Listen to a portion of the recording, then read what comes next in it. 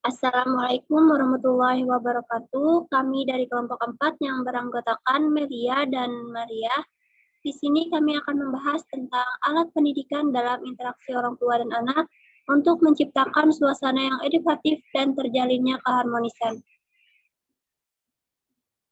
Next.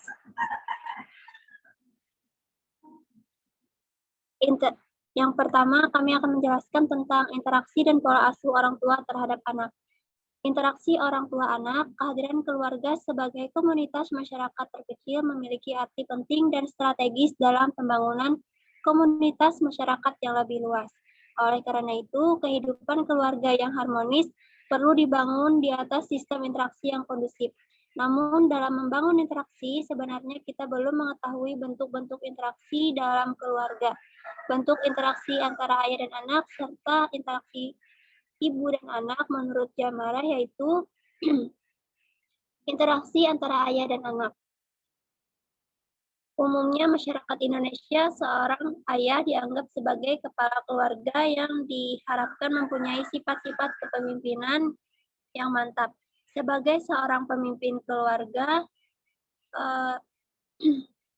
maka seorang ayah harus mengerti serta memahami kepentingan-kepentingan dari keluarga yang dipimpinnya. Dalam posisi peranan yang sedikit berbeda antara ibu dan ayah, maka melahirkan hubungan yang bervariasi dengan anak.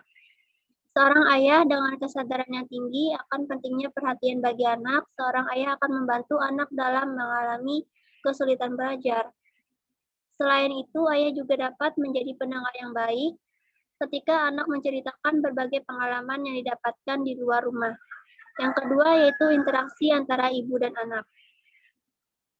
Hubungan darah antara ibu dan anak melahirkan pendidikan yang bersifat kodrati. Karenanya secara naluri, meskipun mendidik anak ini merupakan suatu kewajiban, tetapi setiap ibu merasa terpanggil untuk mendidik anaknya dengan cara mereka sendiri, sebab mereka lebih mengetahui kondisi fisik dan psikologis anak mereka.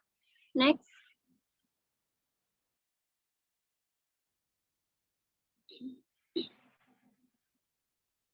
Next.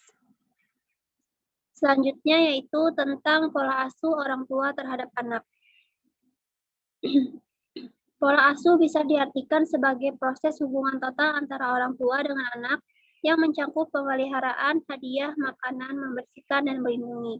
Dan proses sosialisasi mengajarkan konduit umum dan sinkron menggunakan aturan pada masyarakat. Proses ini pula melibatkan bagaimana pengasuh orang tua mengkomunikasikan efeksi, nilai, minat, konduit, dan agama pada anak-anaknya. Pola asuh harus berkaitan menggunakan tanggung jawab dan kewajiban orang tua terhadap anak. Menurut Undang-Undang Republik Indonesia Nomor 35 Tahun 2014 Pasal 26, orang tua dan keluarga berkewajiban bertanggung jawab untuk yang pertama, mengasuh, memelihara, dan melindungi anak. Yang kedua, menumbuhkan, kembangkan anak sesuai dengan kemampuan, bakat, dan minatnya. Yang ketiga, mencegah terjadinya perkawinan pada usia anak. Yang keempat, yaitu memberikan pendidikan karakter dan penanaman nilai budi pekerti pada anak. Metode pola asuh yang digunakan orang tua pada anak sebagai faktor utama yang memilih potensi dan karakter seorang anak. Ada banyak jenis-jenis pola asuh yang sering sebagai panduan bagi siapa saja yang ingin mencetak generasi paripurna buat diandalkan bagi kemajuan bangsa ke depan. Jenis pola asuh orang tua ini masing-masing mempunyai karakteristik dan karakteristik khas yang berbeda. Berkaitan dengan jenis-jenis pola asuh orang tua, ada 3 jenis, yaitu yang pertama, pola otoriter.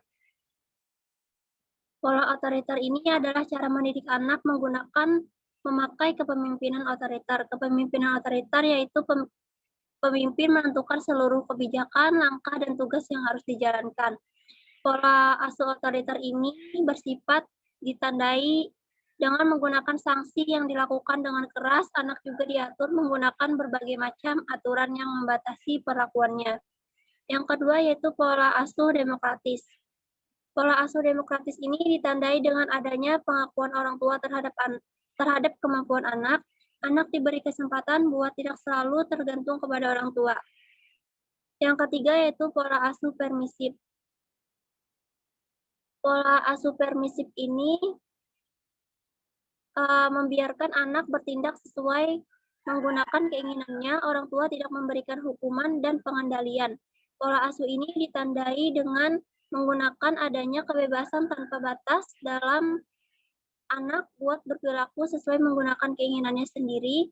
Orang tua tidak pernah menaruh aturan dan pengarahan kepada anak sebagai anak akan berperilaku sesuai menggunakan keinginannya sendiri walaupun terkadang bertentangan dengan norma sosial. Selanjutnya akan dijelaskan oleh rekan saya, Maria.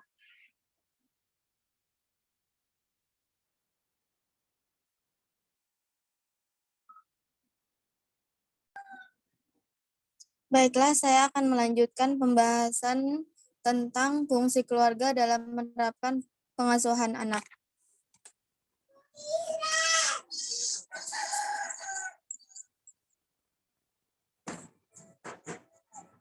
Berdasarkan pendekatan sosiokultural keluarga, memiliki fungsi yang pertama, fungsi biologis. Nah, secara biologis, keluarga menjadi tempat untuk memenuhi kebutuhan dasar seperti pangan, sandang, dan papan dengan syarat-syarat tertentu. Nah, dasar seperti menurut pakar pendidikan William Bennett, keluarga merupakan tempat yang paling awal dan efektif untuk menjalankan fungsi Departemen Kesehatan seperti pendidikan, kesejahteraan. Nah, berkaitan dengan pola tersebut di bidang kesehatan, peran orang tua yang dapat dilakukan adalah yang pertama memberitahukan pada anak untuk mengurangi mengkonsumsi makanan instan.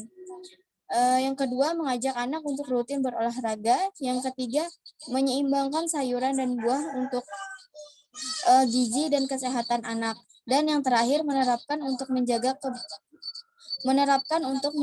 kebersihan. Lalu yang kedua yaitu fungsi pendidikan. Nah, keluarga diajak untuk mengkondisikan kehidupan keluarga sebagai institusi pendidikan. Keluarga melahirkan kegiatan melalui asuhan, bimbingan, dan pendampingan, serta teladan nyata untuk mengontrol pola pergaulan anak di lingkungan sekitarnya. Lalu yang ketiga yaitu fungsi religius. Nah, para orang tua dituntut untuk mengenalkan, membimbing, dan memberi teladan dan melibatkan seluruh anggota keluarga untuk mengenalkan akidah-akidah agama dan perilaku beragama kepada anak. Sebagai keluarga hendaknya melakukan sholat berjamaah di rumah untuk mengembangkan dan meningkatkan nilai-nilai religius anak dalam beribadah sehingga tertanam hingga dia dewasa nanti. Lalu yang keempat yaitu fungsi perlindungan dalam keluarga. Nah, fungsi perlindungan dalam keluarga adalah untuk menjaga dan memelihara anak dan anggota keluarga dari tindakan negatif. Nah, yang mungkin akan timbul, keluarga melindungi anggota keluarganya dalam hal apapun. Misalnya melindungi anak untuk tidak terpengaruh negatif dari lingkungan yang tidak baik. Lalu yang kelima, yaitu fungsi sosialisasi. Peran orang tua dituntut untuk mempersiapkan anak untuk menjadi anggota masyarakat yang baik, kalau tidak mau disebut warga negara kelas 1. Nah, dalam melaksanakan fungsi ini, keluarga berperan sebagai penghubung antara kehidupan anak dengan kehidupan dan norma-norma sosial yang berlaku di masyarakat. Sehingga pada gilirannya anak berpikir dan berbuat positif di dalam dan di luar terhadap lingkungan sekitarnya. Lalu yang keenam yaitu fungsi kasih sayang. Nah, keluarga harus dapat menjalankan tugasnya menjadi lembaga interaksi dalam ikatan batin yang kuat antara anggota keluarganya. Nah, sesuai dengan status dan peranan sosial masing-masing dalam kehidupan keluarga itu, ikatan batin yang dalam dan kuat harus dirasakan oleh setiap anggota keluarga sebagai bentuk kasih sayang.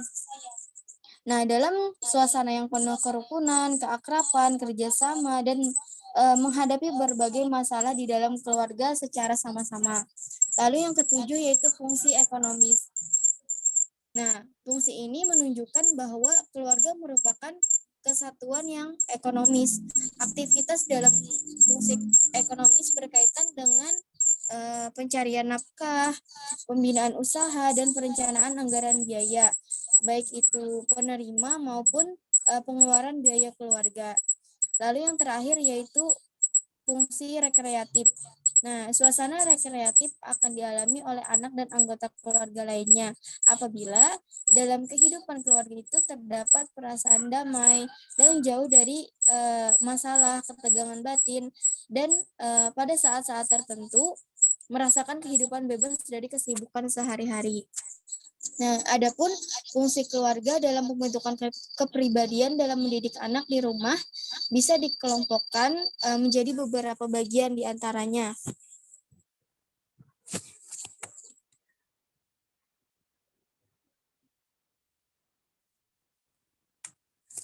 Yang pertama yaitu sebagai pengalaman pertama masa anak-anak. Yang kedua yaitu menjamin kehidupan emosional anak. Dan yang ketiga,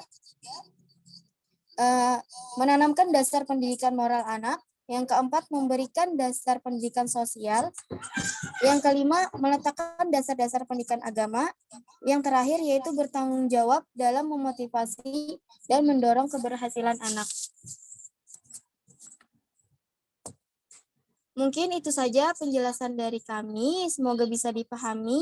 Assalamualaikum warahmatullahi wabarakatuh.